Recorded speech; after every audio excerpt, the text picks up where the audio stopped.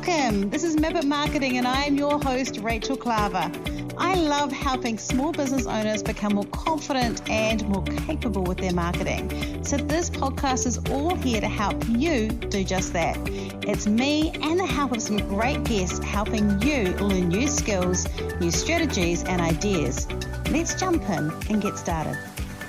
Welcome to episode 52 of the Map Marketing podcast. I'm your host, Rachel Klaver, and today we're going to be talking about the power of lead generation or creating a great lead magnet. I prefer to call it lead generation because that's the end result we're going for, and it reminds us to put that front of mind. But you may know it better as a lead magnet.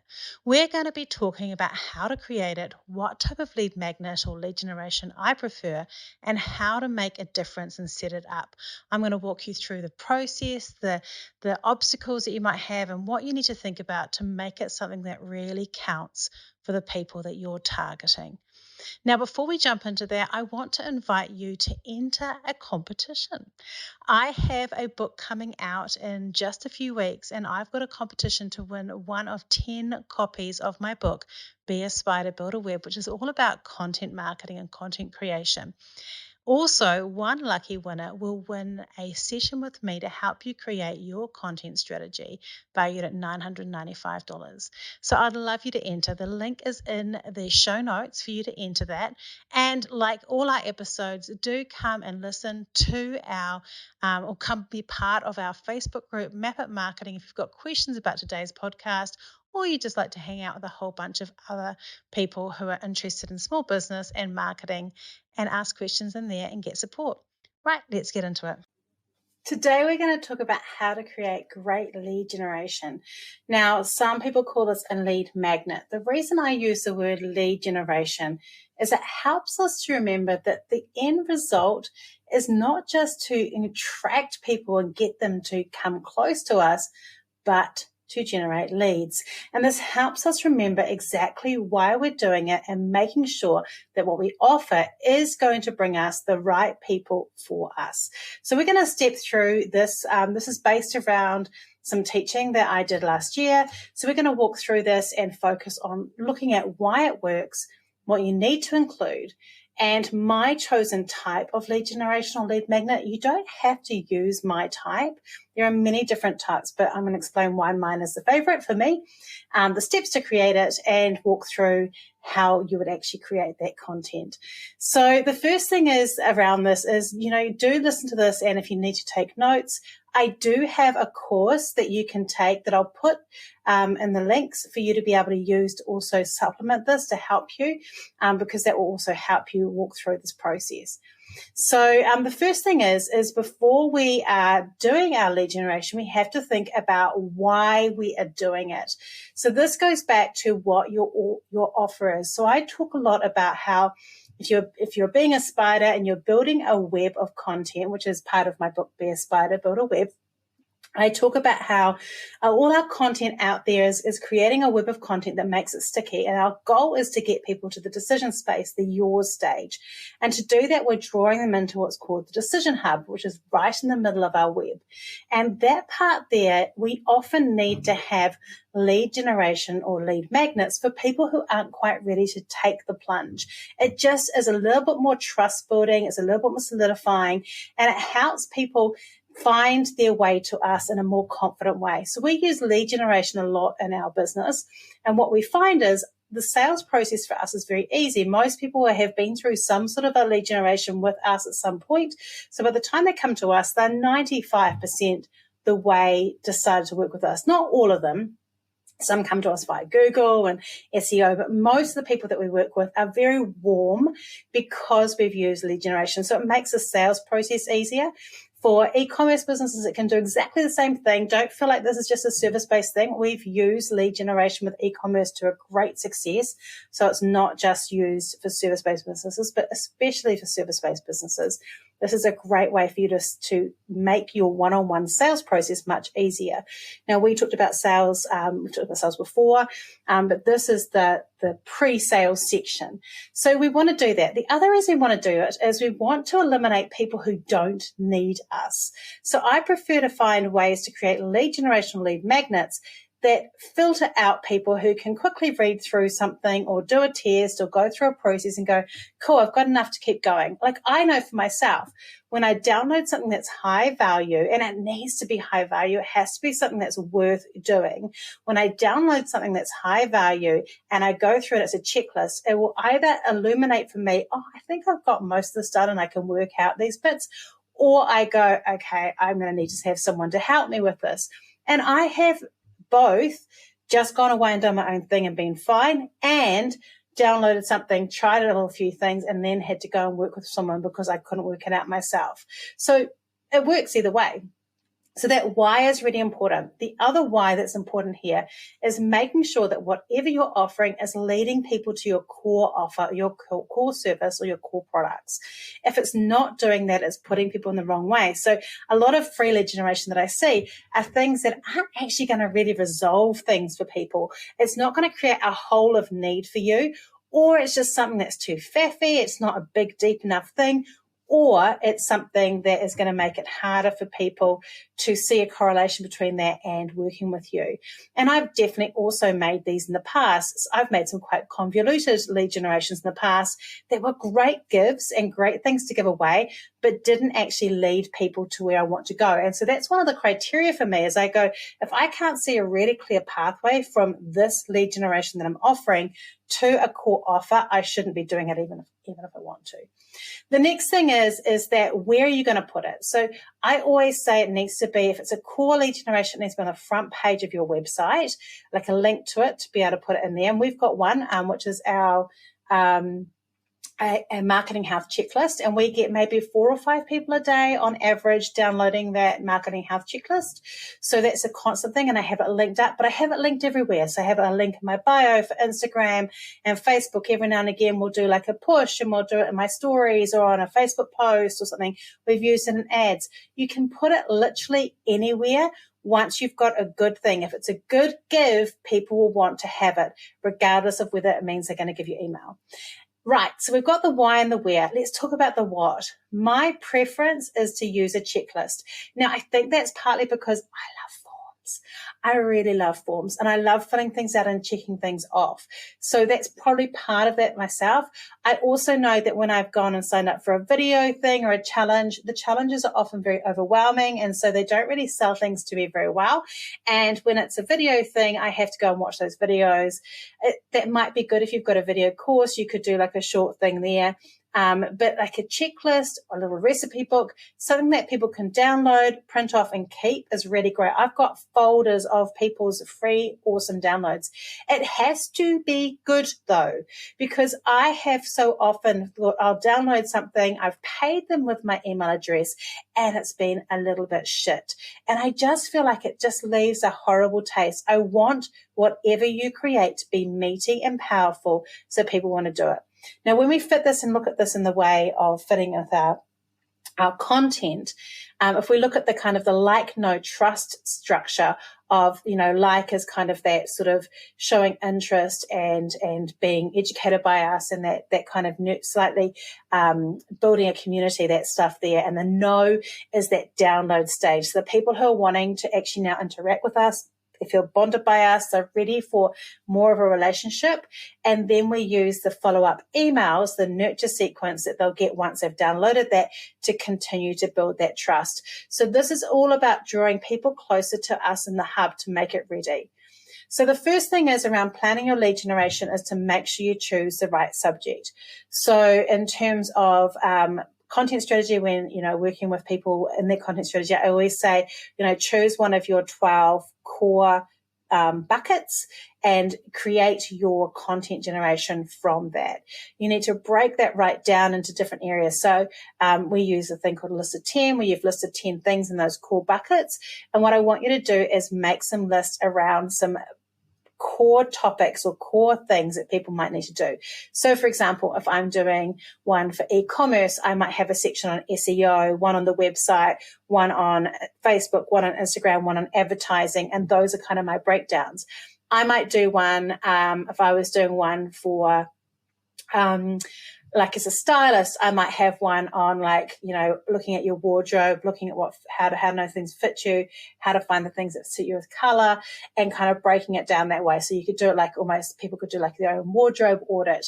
If you're moving house or you're a people mover, there might be something, or, if we were someone and we did one on renovations, I'm thinking about the different things you have to consider when you're renovating. And not everything on that checklist has to be something that you personally cover. That's actually okay, because you also want to give some people quick wins. We want to have ticks on there. We want to have some of the steps simple so people can feel good about ticking. There's nothing worse than having a checklist where nothing can be filled. I recently downloaded one. It was an amazing checklist, an SEO one from someone, and it's someone I highly, highly regard and think they're amazing. But I could not answer any one of those things that they'd put on there. And I do quite a bit of SEO, but they'd gone so high end with their answers, I just felt overwhelmed to the point where I didn't want to get in touch with them. And so, you want to have some ticks, make some things simple, then make some things that are moderate. That's the first filter. Those people who, when they're ticking those moderate ones, they'll go, hang on a minute. If I can't tick this, that might mean I need some help, and then add some tricky steps in there too.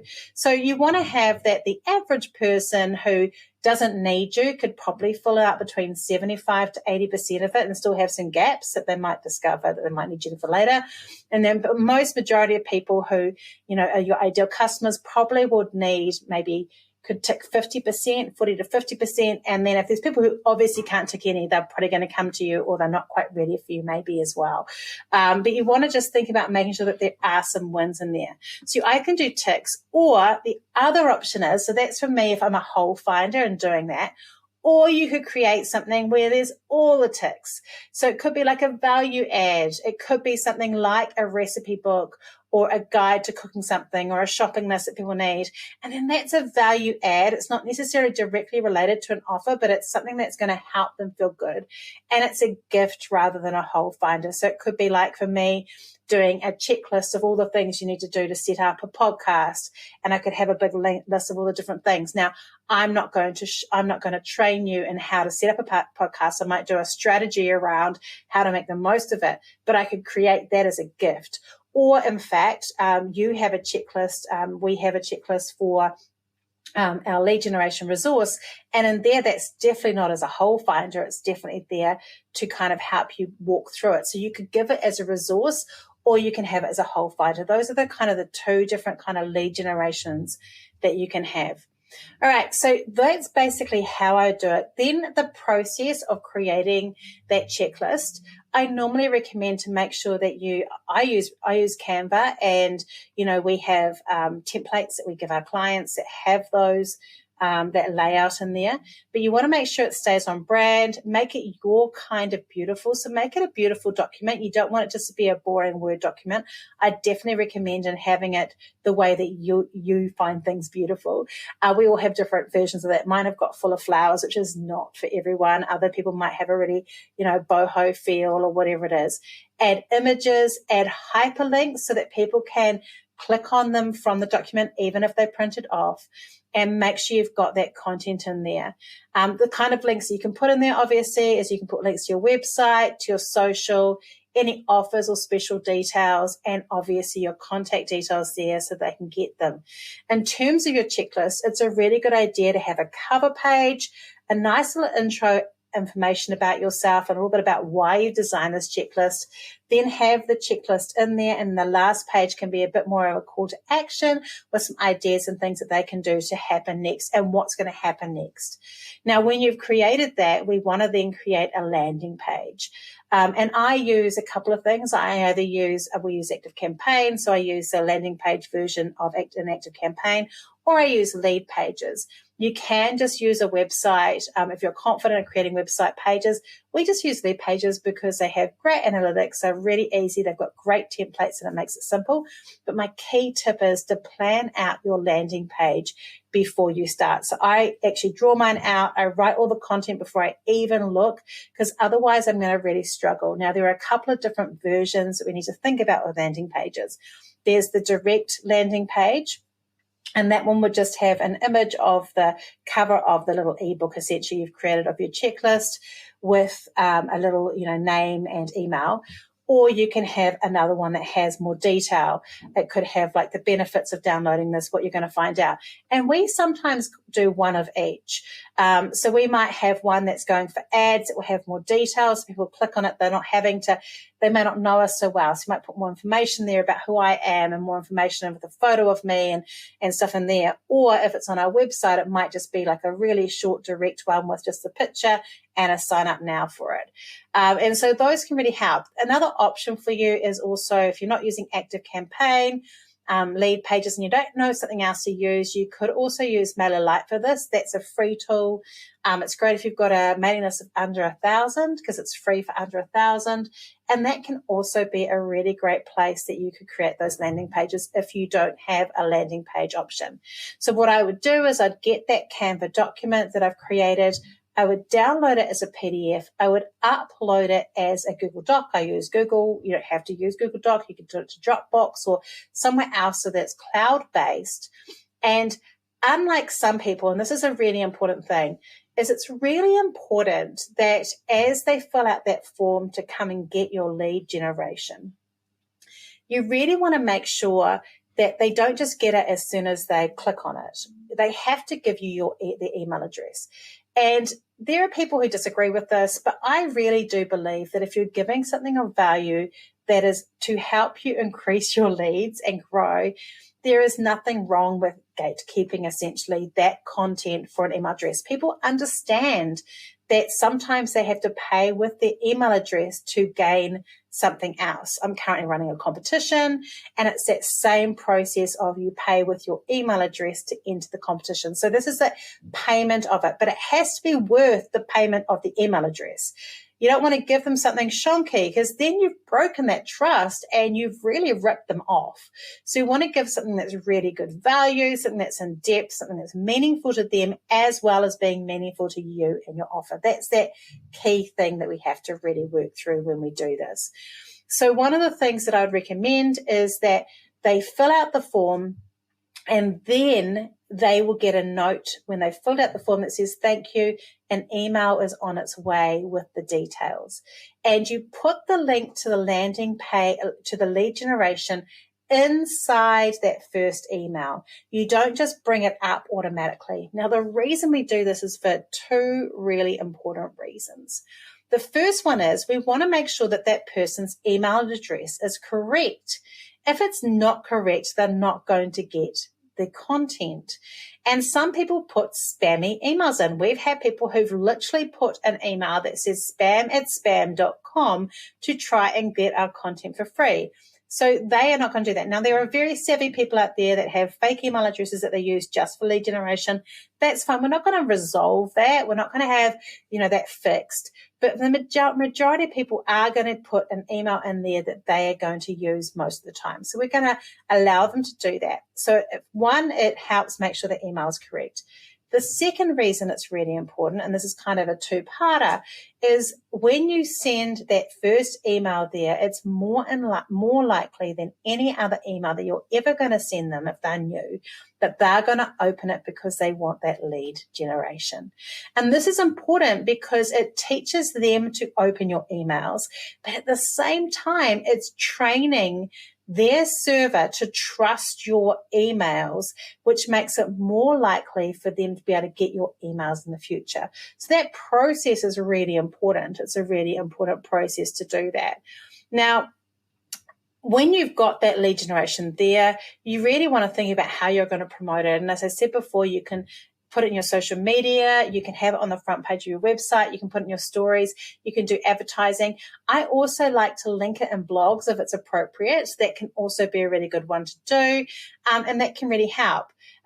When you've done this, you obviously want to create a nurture sequence of a series of emails that's going to help support this. And that's something that we talk about in the course that I've got, that you can have a look at. We've got like a template of those emails, but you do need to think about how you're going to use emails afterwards to continue to build that trust bridge and keep it walking through. I'm going to put a link in the show notes to the marketing health checklist that we've got, so you can see an example of it. I'll put a link in there for our lead generation course, so you can have a go at that and have a look and see that. And I also will put a link in there, obviously, for the competition as well. I'm looking forward to hearing how you go with your lead generation, and have a great week. Thank you so much for listening into this episode of Map It Marketing. Next week, it's me again, and we're going to be talking about how you could start a podcast. I asked my Facebook group for lots of questions, so we're going to be answering those. I'm going to share with you a whole lot of stuff that I do to make sure that this podcast comes out almost every week, and also share with you some of the things I do to ensure that I'm ready for it, prepared, and the marketing that I do for it. Now, if you enjoyed this episode of Map It Marketing around lead generation and you know you need extra help, I have a solution for you. I'll pop a note in the show notes, but we have a resource that you can buy that has a training video, a workbook, and a whole lot of resources to help you create your lead generation, and it's only $45 New Zealand. So if you want to have a go at it, have a go. I'll put the link in, and otherwise, thank you so much for being a part of today's show. If you love the show, I would love it if you subscribed. If you've been a long-term listener, please do rate and review. It helps other people trust our podcast. And have a great week. I'll talk to you next week. If you love what you heard today, be sure to hit subscribe. And if you love this episode in particular, I'd love it if you shared it on social media. Remember to tag me in so I can say thank you. Have a great week, and we'll talk soon.